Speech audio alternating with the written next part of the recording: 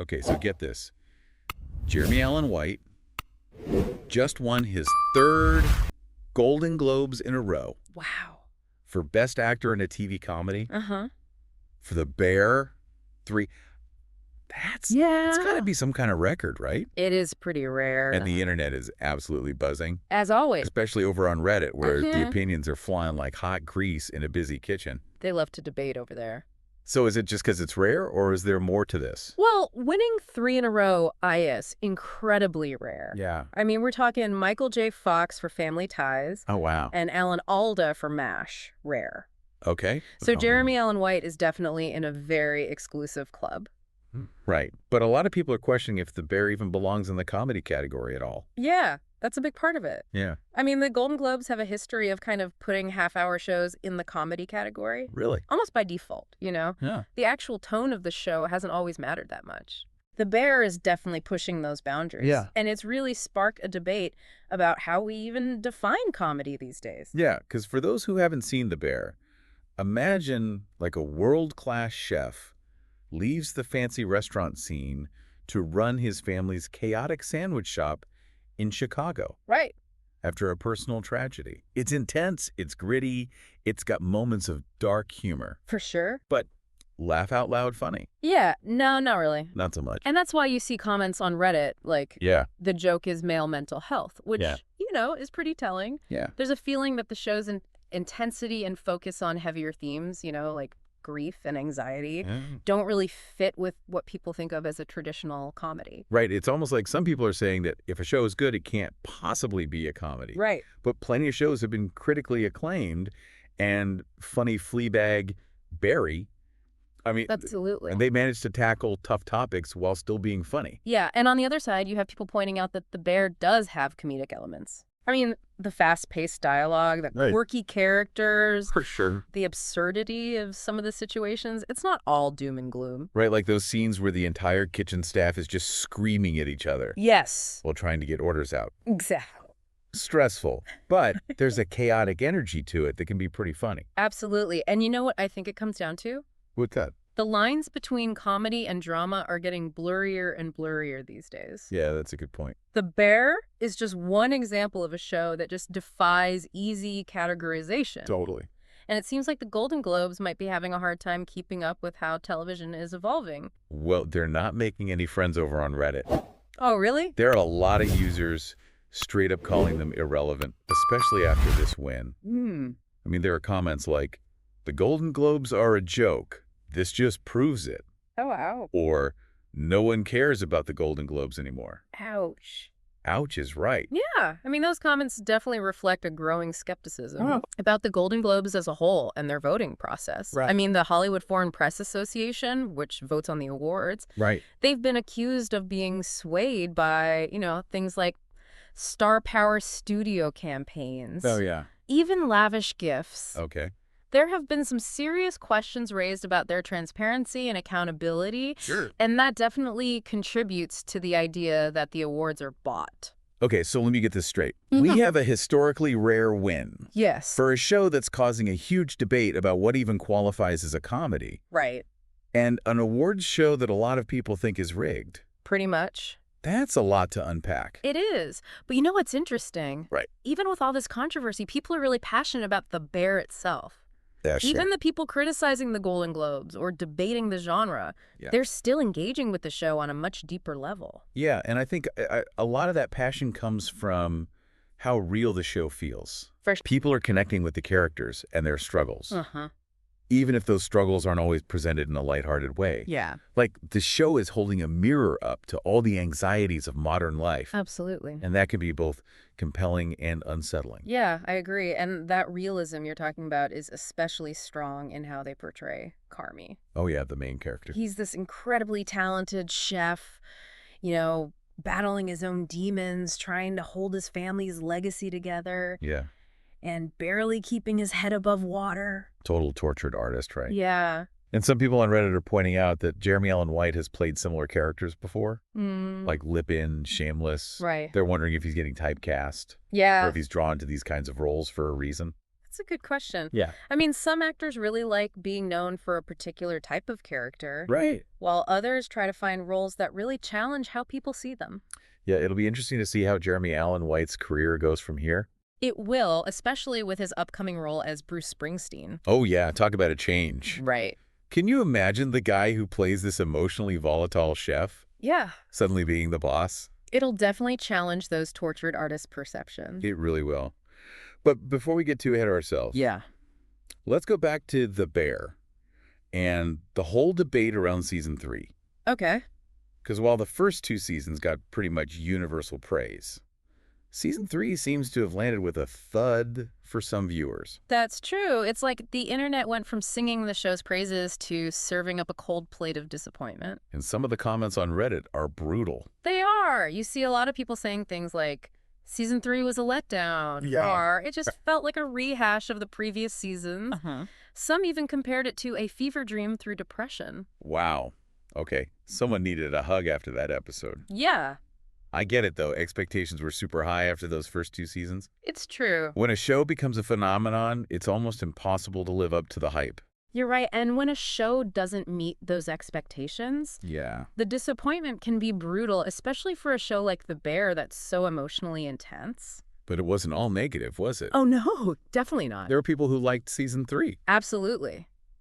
There are tons of comments praising the show for continuing to explore complex characters, for its nuanced dialogue, for its amazing cinematography. So it's not like season 3 was a complete disaster. Right. Just maybe didn't hit the same notes as the first 2 seasons for some people. Yeah, and that difference in how people felt about it might go back to that whole comedy versus drama thing. Because if season 3 leaned more into the dramatic side of things, it makes sense that viewers who were expecting more of that comedic energy from the first 2 seasons might have felt a little let down. That's a really good point. And speaking of expectations, there's one episode in particular that seems to have really divided fans. Which one? Fix. Yes. The one where Richie Carmy's cousin goes deep into the world of fine dining etiquette. Right. Some people thought it was hilarious. Others, not so much. Facts is a great example of how humor is so subjective. Oh, sure. It really relied on in-jokes and very specific references to the world of fine dining, which I think some viewers found a little alienating. Interesting. Almost like it was designed to make some people uncomfortable, which, whether they meant to or not, kind of plays into this bigger question about what The Bear even eyes as a show. It's like they just threw a wrench into things just to see what happened. Maybe. And the reactions definitely proved their point. Yeah. It seems like The Bear is a show that really thrives on challenging expectations and pushing boundaries. Which is pretty bold for a show about a sandwich shop. It is, isn't it? Yeah. And that boldness goes for how they use humor, too. Oh, yeah. In what way? Well, The Bear doesn't shy away from awkward or uncomfortable situations. And that tension, that feeling of being on edge, you know, it can actually be funny for some people. It's like a pressure cooker about to explode. Yeah. You know, something's going to happen. Yeah. But you're not quite sure what, and that anticipation can be funny and stressful. Exactly. And The Bear plays with those feelings so well. Like, take the Christmas episode, for example. Oh, gosh. Yeah. It's this crazy mix of family drama and kitchen nightmares. And some people thought it was hilarious, while others were practically hiding behind their couches. I saw comments on Reddit from people saying they had to go for a run after that episode just to de-stress. Really? But what's interesting is that even though it's intense, there's this strange relatability to it. Oh, totally. I mean, we've all been there, right? Yeah. Those awkward family gatherings, the pressure to make everything perfect, the simmering tensions that threaten to boil over. Absolutely. And The Bear captures those dynamics perfectly. It's like a heightened version of reality. Where everything's just a little more chaotic, a little more stressful. And yeah, a little funnier because of it. And then after all that, after that intense Christmas meal, we get the episode Forks. Oh, yeah. Which is so much quieter. Right. More contemplative. A look at Richie's journey of self-discovery. It's almost like a totally different show. It is a stark contrast for sure.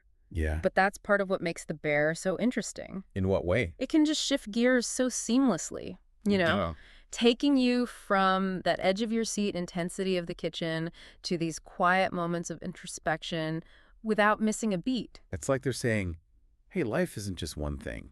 It's messy. It's complicated. Right. And sometimes it throws you a curveball, like when you think you've got things figured out. Exactly. And the complexity is in the characters, too. Yeah. They're flawed. They mess up. They're always trying to figure things out. Just like us. Exactly. And maybe that's why the Bears connected with people so much. I think so. Even with the mixed feelings about season 3. Yeah. It's a show that reflects our own struggles, our anxieties, our messy attempts to make sense of it all. And you know what? It's in all that messiness, there's this underlying sense of hope. Oh, really? Yeah. The characters are all trying to make things better. Oh, yeah. Even if they don't always know what better even means. And that process of growth and transformation. Yeah. That's what keeps people coming back for more. Well, at least for 3 seasons. Right. Because, the original plan for The Bear was to be a 3-season arc. Oh, I didn't know that. But FX, the network, they wanted to keep it going. Of course they did. So they pushed for a 4th season. Of course they. And that's where things get kind of interesting. How so? Well, some people on Reddit are saying that season 3 felt stretched out a bit. Like they were trying to make a half season's worth of story fill a whole season. Yeah, that makes sense. And if that's true, it makes you wonder about the impact of, network interference on the creative vision. Did stretching the story out weaken the show's impact? Right.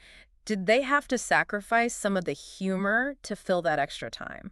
That's a good question. It'll be interesting to see how they deal with those challenges in season 4. Totally. Will they get that magic back from the earlier seasons? Right. Or will it feel like they're just rehashing old stuff? Only time will tell, I guess. Yeah. But regardless of what happens in season 4, this whole conversation about The Bear and Jeremy Allen White's Golden Globe win, it started a really important conversation about how we define comedy, how we watch TV. Right. And what makes a show successful these days. It's true. And at the end of the day, isn't that what good art should do? What do you mean?